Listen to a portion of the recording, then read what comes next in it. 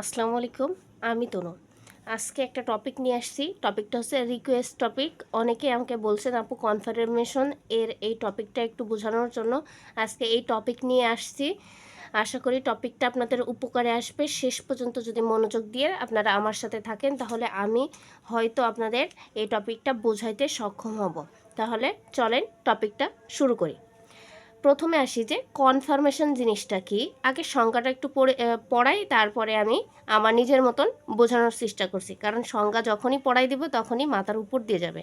ঠিক আছে, তারপর আমি আস্তে আস্তে আপনাদের বোঝানোর চেষ্টা করব।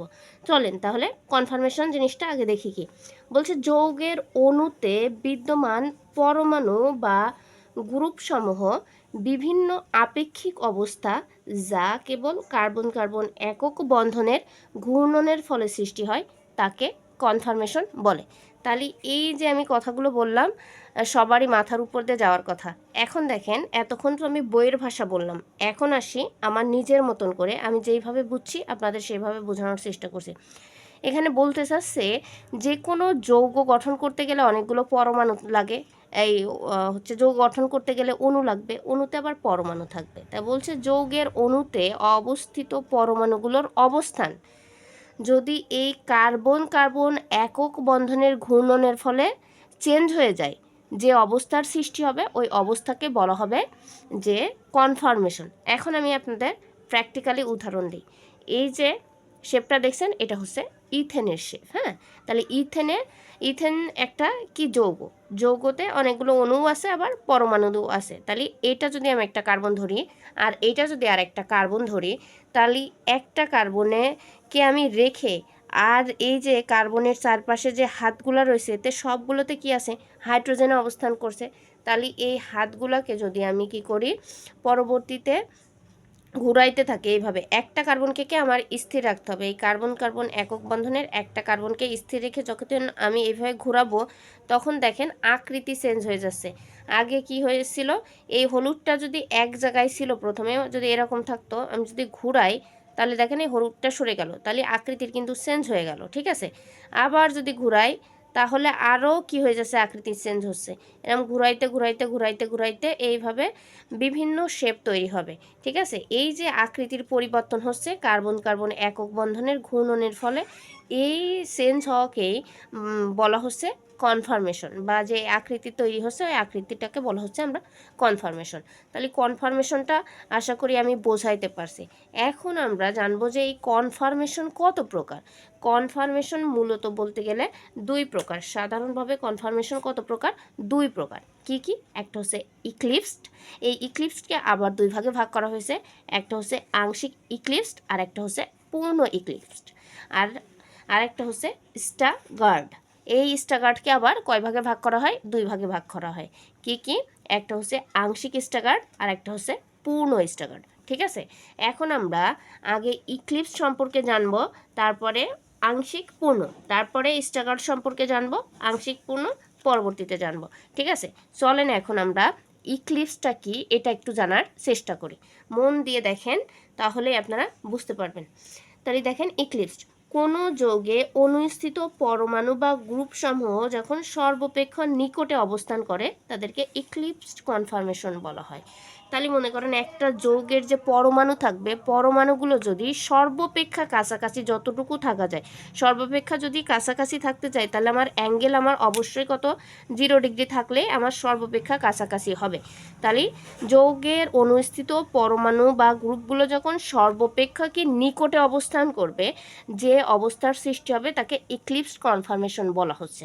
ঠিক আছে, তাহলে আমি যদি আপনাদের প্র্যাকটিক্যালি দেখাতে যাই, ঠিক আছে, এই দেখেন এই ইথেন অণু। ঠিক আছে, এর যদি আমি বলি, যদি এই কার্বনটা আমি কার্বনের ভিতরে যে একক বন্ধন এটা আমি সরাই দিই, তাহলে এই দেখেন একটা কার্বনের পরে যখন আরেকটা কার্বন রেখে দিলাম, তখন এই যে হাইড্রোজেন পরমাণুগুলো কাছাকাছি একদম সর্বাপেক্ষা, অর্থাৎ হলুদের সাথে হলুদ, খয়েরির সাথে খয়েরি, তারপর সবুজের সাথে সবুজ, এর চেয়ে কিন্তু কাছাকাছি আসা সম্ভব না। এই যে কাছাকাছি অবস্থান করছে, সর্বাপেক্ষা কাছাকাছি, এই অবস্থাকে বলা হচ্ছে ইক্লিপস কনফার্মেশন। ঠিক আছে, তাহলে যৌগের অনুস্থিত পরমাণুগুলো যখন সর্বাপেক্ষা কাছাকাছি হবে তখন তাকে কি বলা হবে? ইক্লিপস কনফরমেশন বলা হবে। এখন ইক্লিপস কনফরমেশন তো দুই প্রকার, একটা হচ্ছে আংশিক আর একটা হচ্ছে পূর্ণ। এবার আমরা আংশিক ইক্লিপস কাকে বলে সেটা একটু দেখি। যখন আমরা এই বন্ধনটা ঘুরাবো, অর্থাৎ এই যে কার্বন কার্বন যে একক বন্ধনটা থাকবে, ঘুরাইতে ঘুরাইতে যখন দেখেন একটা কার্বনকে সবসময় কী রাখতে হবে? স্থির রাখতে হবে। যদি এইভাবে ঘুরাইতে ঘুরাইতে যখন এটার কাছাকাছি আসি, হ্যাঁ, যদি বন্ধনটা সরাই নিই তাহলে এরা সর্বাপেক্ষা কাছাকাছি আছে, এরাও সর্বাপেক্ষা কাছাকাছি আছে, এরাও সর্বাপেক্ষা কাছাকাছি আছে। তাহলে এই যে কাছাকাছি অবস্থান করছে এটাকে বলা হচ্ছে ইক্লিপসড, এটা আংশিক ইক্লিপসড। ঠিক আছে, তারপর আবার ঘুরাইলাম, ঘুরাইতে দেখেন এগুলো আবার কাছাকাছি চলে আসছে, এটাকে বলা হচ্ছে আংশিক ইক্লিপস।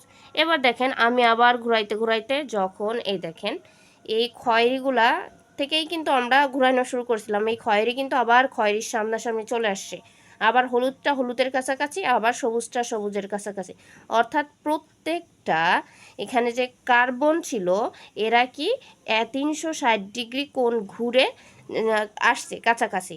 এই 360 ডিগ্রি অ্যাঙ্গেলে ঘুরে যে আবার তারা নিজেদের কাছাকাছি চলে আসছে, এটা পূর্ণ ঘূর্ণন হয়েছে, এটাকেই বলা হচ্ছে আপনার পূর্ণ ইক্লিপসড। তাহলে যখন যৌগগুলা কি হচ্ছে কাছাকাছি থেকে 360 ডিগ্রি অ্যাঙ্গেলে ঘুরে কাছাকাছি চলে আসছে তখন এটাকে বলা হচ্ছে পূর্ণ ইক্লিপস। তাহলে ইক্লিপস জিনিসটা আশা করি বুঝাইতে পারছি, আপনাদের প্র্যাকটিক্যালি একটু দেখানোর চেষ্টা করছি। এখন দেখেন আমরা দেখব চিত্রটা দেখব, আর এই যে আমি দেখালাম প্র্যাকটিক্যালি জিনিসগুলা, তারপরে এই যে চিত্র দেখাবো, এই চিত্র কিন্তু আমরা কার চিত্র দেখাচ্ছি? অনেকগুলো বিজ্ঞানী অনেকগুলো মতবাদ দিয়েছে, অনেকগুলো চিত্র দিয়ে বোঝানোর চেষ্টা করছে। আমরা যেটা দেখাচ্ছি সেটা হচ্ছে নিউম্যান নামের একজন বিজ্ঞানী, ইনি এইভাবেই কার্বন কার্বন ঘোরাই যে কনফরমেশনগুলো হয়েছে সেই সম্পর্কে আমাদের যে বক্তব্য দিয়েছে সেটাই আমরা দেখছি।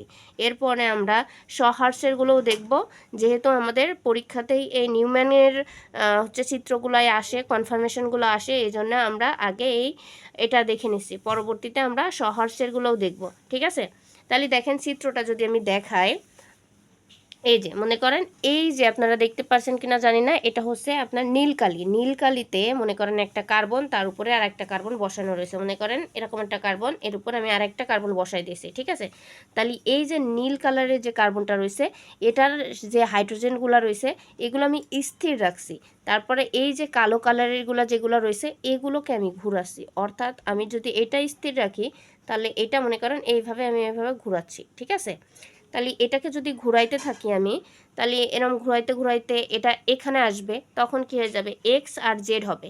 তখন এখানে কি হচ্ছে? কাছাকাছি সর্বাপেক্ষা অবস্থান করছে কোনগুলো পরমাণু বা গ্রুপগুলো, সেক্ষেত্রে এটা ইক্লিপসডই হবে, কিন্তু কোন ইক্লিপসড হবে? আংশিক ইক্লিপসড হবে।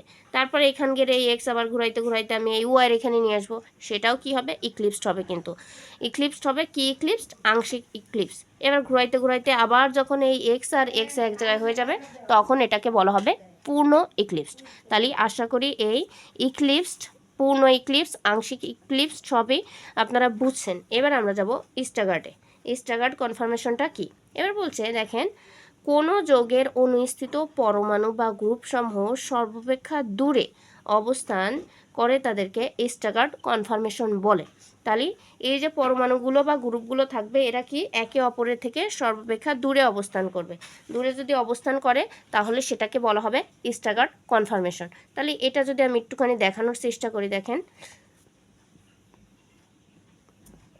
খেয়াল করেন, আগে আমরা এইভাবে দেখছিলাম না, এটাকে কাছাকাছি ছিল, এটাকে আমরা ইক্লিপস বলছিলাম। যখন আমি এইভাবে 60 ডিগ্রি, আর এখানে কতটুকু ঘোরাবো স্ট্যাগার্ডের ক্ষেত্রে আমাদের 60 ডিগ্রি অ্যাঙ্গেলে ঘোরাতে হবে, তাহলে সর্বাপেক্ষা দূরে অবস্থান করবে, তখন স্থায়িত্ব বাড়বে।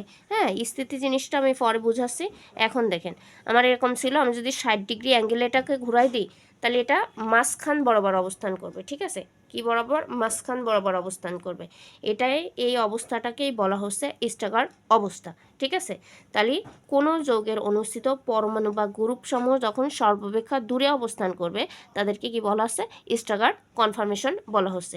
এই স্ট্যাগার্ড কনফরমেশন আবার দুই প্রকার, আমরা জানি আংশিক স্ট্যাগার্ড আর পূর্ণ স্ট্যাগার্ড। ঠিক আছে, তাহলে এই যে চিত্রটার কথা আমি বলতেছি, মনে করেন এটা আমি আবার স্থির রাখছি আর এটা কি করছি, ঘুরাচ্ছি। তাহলে এখানে ছিল, এখান থেকে ঘুরালে 60 ডিগ্রি অ্যাঙ্গেলে ঘুরালে এই যে অবস্থানে তৈরি হয়ে গেল। তাহলে এই যে মাঝখান বরাবর তৈরি হলো এটাকে বলা হচ্ছে স্ট্যাগার্ড কনফরমেশন। ঠিক আছে, এবার যদি পূর্ণা এটা ঘুরাইতে ঘুরাইতে ঘুরাইতে ঘুরাইতে যখন এটার কাছাকাছি আবার চলে আসবে পুরা ঘুরাইয়ে 360 ডিগ্রি অ্যাঙ্গেল, তখন যখন আবার এই এক্সের জায়গায় চলে আসবে তখন এটা আবার কি হবে, পূর্ণ স্ট্যাগার্ড হবে। আর যদি এটা ঘুরাইয়ে, দেখেন এখান থেকে যখন ঘুরাইছি এটা হয়েছে, এখান থেকে ঘুরাইয়ে এখানে আসছে, এইগুলোকে বলা হচ্ছে আংশিক স্ট্যাগার্ড। আশা করি স্ট্যাগার্ড জিনিসটা আপনারা ভালো করে বুঝছেন। আমি চিত্রও দেখানোর চেষ্টা করছি এবং প্র্যাকটিক্যালেও দেখানোর চেষ্টা করছি। আশা করি আপনারা যদি মন দিয়ে দেখে থাকেন তাহলে অবশ্যই বুঝবেন যে এই স্ট্যাগার্ড জিনিসগুলো কী এবং হচ্ছে ইক্লিপস কনফার্মেশনটা কী।